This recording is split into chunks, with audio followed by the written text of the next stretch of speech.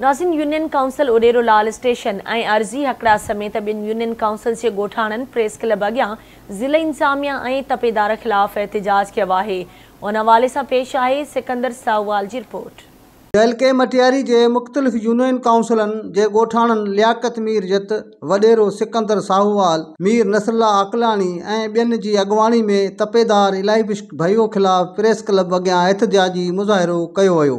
एहतिजाज कंदड़ ॻोठाणनि जो चवणु आहे त तपेदार तहलके मटियारी जे यूनियन काउंसिलनि सां माटेली माह वारो सलूक करे रहियो आहे।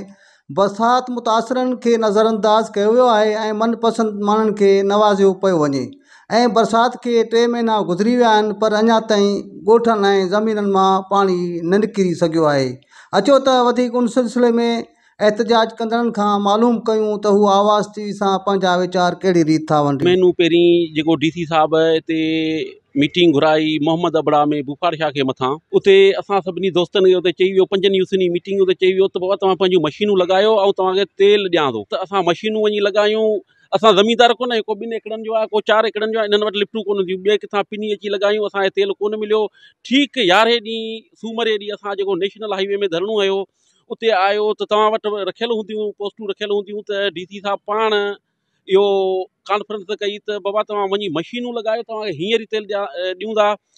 असांखे अॼु ताईं तेल कोन मिलियो। खे बि तेल कोन मिलियो। हुननि जा जेके पंहिंजा मनपसंद माण्हू आहिनि, सिर्फ़ु उन्हनि खे नवाज़ीन वेठा। कंहिं माण्हू खे, कंहिं ग़रीब माण्हू खे कंहिंखे बि डीज़ल न मिलियो आहे। 3-3, 4-4 एकड़ वारो जेको ज़मीनदार आहे, जिन्हनि जा घर किरिया आहिनि, जेके वीचारा उहे माण्हू अॼु ताईं दर बदर आहिनि, जेके रोडनि ते वेठा आहिनि, उन्हनि खां पुछनि त सही हली। अॼु अञा ताईं असां वटि त को तपेदार सर्वे ते न आयो। मसला त इलाही आहिनि। जीअं बरसाति पई आहे तीअं माण्हू रोडनि ते वेठा आहिनि, अल्लाह जे आसरे, बाक़ी इंतिज़ामिया जे आसरे वेठा आहिनि। इंतिज़ामिया नाअहल, करप्ट, तपेदार मुक़ररु कयो आहे। इलाही भयो जेको कंहिं ग़रीब मुस्तहिक ताईं राशन नथो पुॼाए। असांजे इलाइक़े पारसी फार्म परियां बालाजी, अला जुड़े बालाजी, जुड़ियो बालाजी, ॻोठ हली ॾिसो सॼा पाणी में ॿुॾा पिया आहिनि। एहतिजाज कंदड़ ॻोठाणनि जो चवणु आहे त हिन वक़्तु बि तहलके मटियारी जे मुख़्तलिफ़ यूनियन काउंसिलनि जे काफ़ी ॻोठनि ऐं ज़मीननि में बरसात जो पाणी बीठल आहे। खोड़ भेरा डीसी मटियारी खे दाहियो आहे, पर डीसी मटियारी जवाब ॾियण लाइ बहाना करे रहियो आहे। कैमरामैन शहज़ाद सां गॾु सिकंदर साहवाल, आवाज़ टीवी, उडेरो लाल।